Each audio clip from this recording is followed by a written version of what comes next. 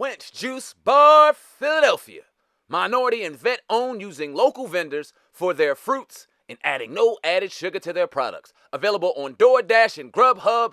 Grab yours today. Location 1500 Market Street, Suite 1455, Philadelphia, PA. Grab yours today. Manufacturing per. You making $5 a joint. And if you sell 1 million or 2 or 3 or 4 or 5, Times that by 5. Great conversation, man. And speaking on records, I want to talk about Jermaine Dupri real quick, because he was talking about the industry and where it's at currently. And I think this is a great transition to what we were talking about. Let's go. People gotta stop lying. I think that's the beginning of the end. Too much lies. There's too much lying. And I'm not talking about just like people, I'm talking about the industry, right? Because the industry still tries to make you believe that if you're a hot artist and you got a single, that selling albums don't matter, right? And I'm only selling albums don't matter? Yeah, I'm only bringing this up because I seen like academics posted today something about Sexyy Red album only doing 28,000 copies, right? In the era that I came in the music industry, if you sold 28,000 copies, you didn't get no other chance to even walk in the building again. You're fired. Like, niggas was not talking to you if you sold 28,000 records, right? And I feel like it's such a disconnect between people understanding the streaming situation and then actually what you're looking at, right?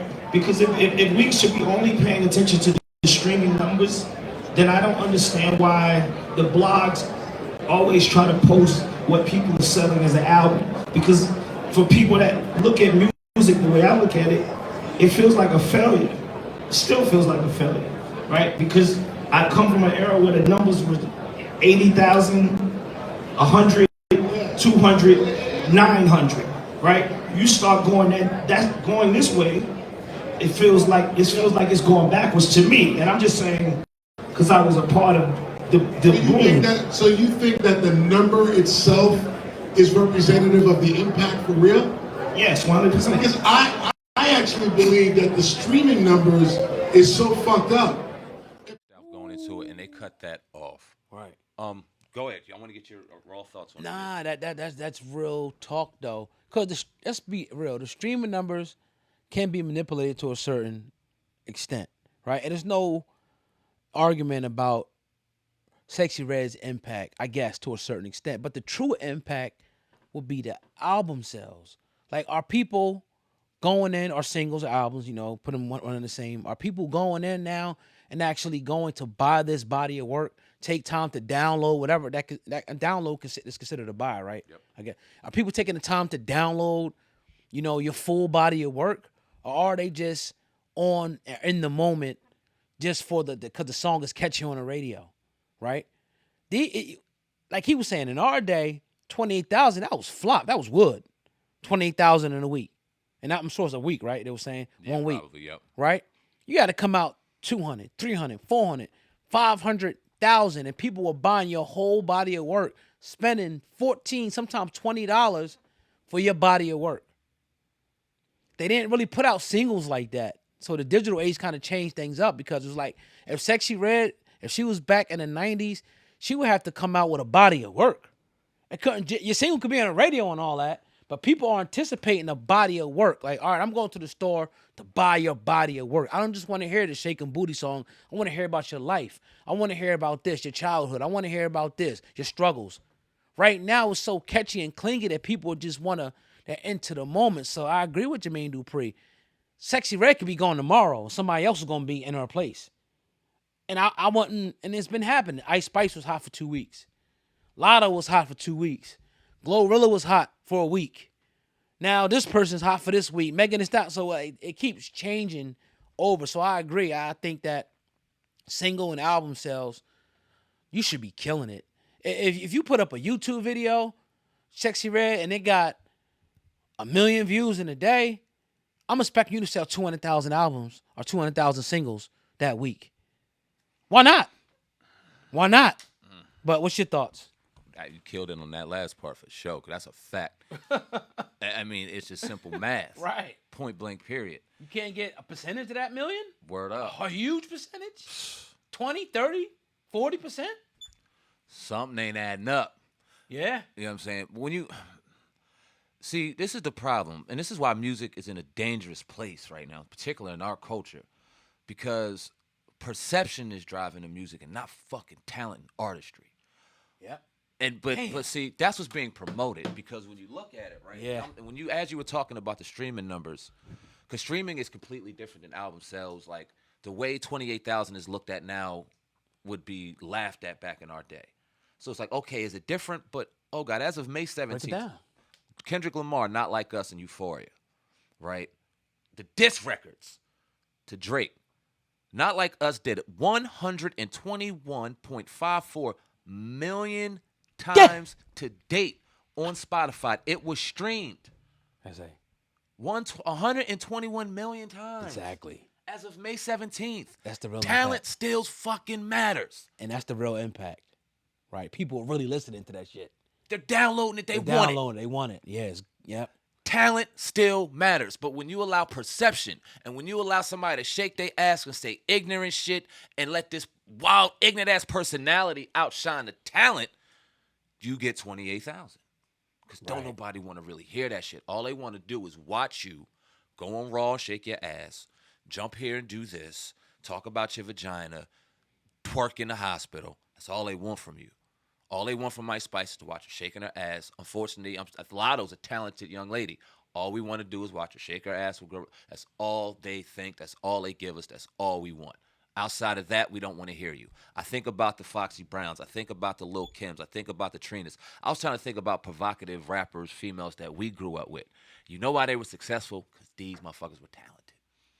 Damn. Because they knew, even though they still showed ass, even though they may not have been twerking every 5 minutes. The only real video I remember twerking is Pull Over That Ass Too Fat. Beautiful video. But, like, really outside of that, they were rapping. Even about being provocative, they were rapping. I'm gonna play devil's advocate. So you said successful. So are you saying that Sexyy Red, Ice Spice, Lotto, these women are not successful? No, they're successful. Right. I can't deny that. Right. They're eating off of with their content. Right. You know what I'm saying? But they're not artists. Right. I agree. They can't be considered. When you start talking about I'm the best in the game, that's laughable. Get the fuck out of here. Yeah. You're an internet personality. Right. Period. Nah, I get it. That's it. But nah, I'm not taking away from their success. I can't do that. Right, because it's obviously there. But nah, I agree with you. I just want to throw that in there. Mm-hmm. I definitely agree with you. Like when you talk about the Nicki Minaj's and the Little Kims, they were full blown artists that did different genre musics, crossed over to this, crossed over to that, and they still can rap they ass off. These women is not that. Nah. None of these new artists is that. Not even Cardi B. You know what I mean? It's just not that. But the other side of this, and we always talk about it, is I'm getting tired of not necessarily seeing them shake their ass, but I'm tired of the effect that it's starting to have now on the industry, and particularly the kids and stuff. Because when you're talking to these young kids and you're around these young kids, they're emulating this shit. Twerking. Every time you turn on Instagram, Lotto's twerking battle on this one. They turn Glorilla into a damn sex symbol. She was the hoodest rapper ever. She was Rod Digger from the South. Mm-hmm. And now she goddamn shaking her little, you know what I mean, ass for Lotto in them. And for men, see, it's not about us more say like, okay, I get it. I like to watch it. I ain't gonna lie. Right. But when I'm thinking about like, damn, I'm thinking about, all right, how are we being perceived though? Every time somebody from another race turns it on, your women, instead of representing you, all the people we got in these prestigious colleges, businesses, Fortune 500 companies, this is what's represented. This is what people think of us. We're animals, we're monkeys, we're clowns, we're buffoons, we're coons. That's why I hate it so much. That's why I dislike it so much. Because that's what people actually think that all of us are, and that's all we do. I'm sick of that shit, bro. And not to be cynical, but I gotta throw it out there. When you start talking about molestation and older men trying to manipulate women, and you think about going to a kid's football game, right, and you got the cheerleaders doing their thing, but you got the girls on the side twerking to all these Jones and doing their thing, and you got grown men out there that don't think like us and are kind of low-key looking for that shit, know how to manipulate. It's a nice little pathway right to it, and the girls are feeding them up for the slaughter. It's deeper than just, oh, it's just music, oh, we can control, oh, this, oh, that. Oh, yeah, but when we go out in the public, can we control that? Every damn kid in the world got a cell phone. Soon as you give them a cell phone, you done open the door to nothing you can control. Nothing. You know how many times I told my son he can't have social media till he got a little older? This motherfucker got everything. Everything. I can't control it. Yeah. That means you can't. Everything. Yeah. You could take away his phone, their phone. They can access it on the TV. That's a fact. On the refrigerator, bro. You have no control. Yeah. Yeah. You got just a certain amount of control, and then you got to trust what you gave them because they out there. And then, like, somebody like Sexyy Red, like, I will put her in a different cat. She's a category almost all by herself. As far as the ratchetness and the just stupid stuff that comes out of her mouth.